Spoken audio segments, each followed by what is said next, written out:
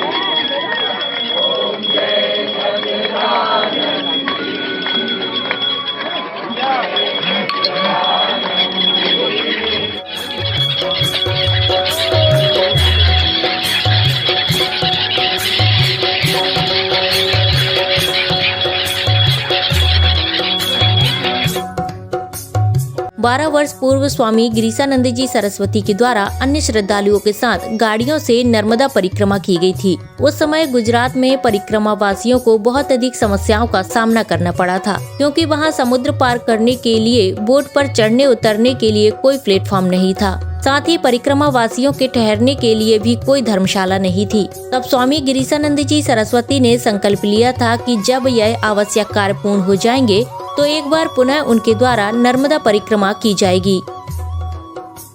त्वदीय पाद पंकजम नमामि देवी नर्मदे।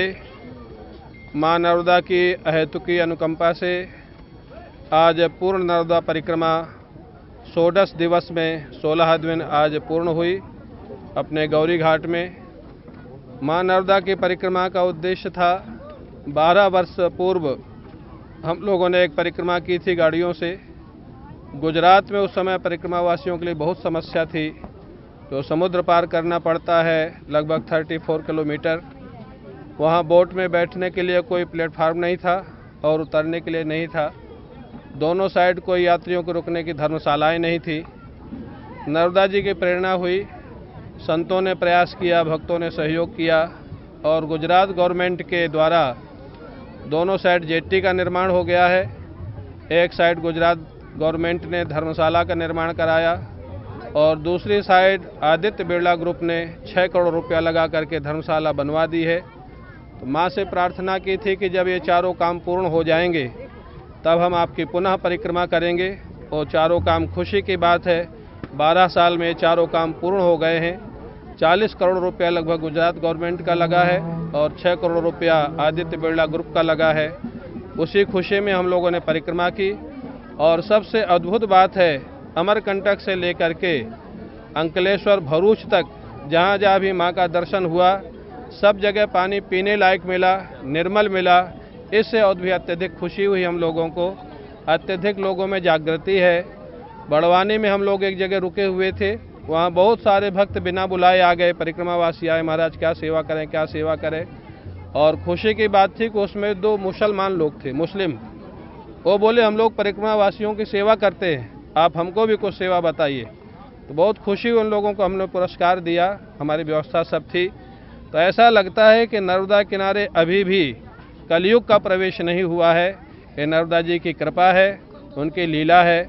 और शास्त्रों में लिखा है, कलयुग के 5000 वर्ष बीतने के बाद लगभग गंगा यमुना का अस्तित्व समाप्त प्राय हो जाएगा, लेकिन नर्मदा जी जब तक सृष्टि रहेगी तब तक ऐसी ही रहेंगी, ये लिखा हुआ है। और भौतिक दृष्टि से भी देखते हैं, गंगा जमुना का उद्गम ग्लेशियर से है जो कम होता जा रहा है, और नर्मदा जी का उद्गम पहाड़ों से और वृक्षों से है जो कभी कम नहीं होगा। हम लोग निरंतर उसको बढ़ाते रहेंगे। जय मां नर्मदे, जय मां, जय श्री राम, हर हर महादेव। 12 वर्ष बाद धर्मशाला निर्माण सहित अन्य जरूरी कार्य पूर्ण हो जाने पर उनके द्वारा यह परिक्रमा की गई। कल साकेत धाम में रुद्राभिषेक और भंडारे के आयोजन के साथ नर्मदा परिक्रमा संपन्न होगी। त्वदीय पाद पंकजम नमामि देवी नर्मदे।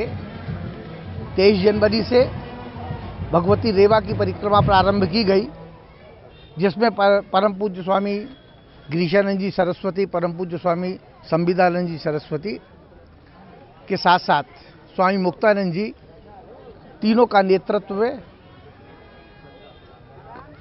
30 यात्रियों ने परिक्रमा पूर्ण की और यह परिक्रमा अत्यंत सुंदर ढंग से और जैसा विधान है उसके अनुरूप इस परिक्रमा को पूर्ण किया गया।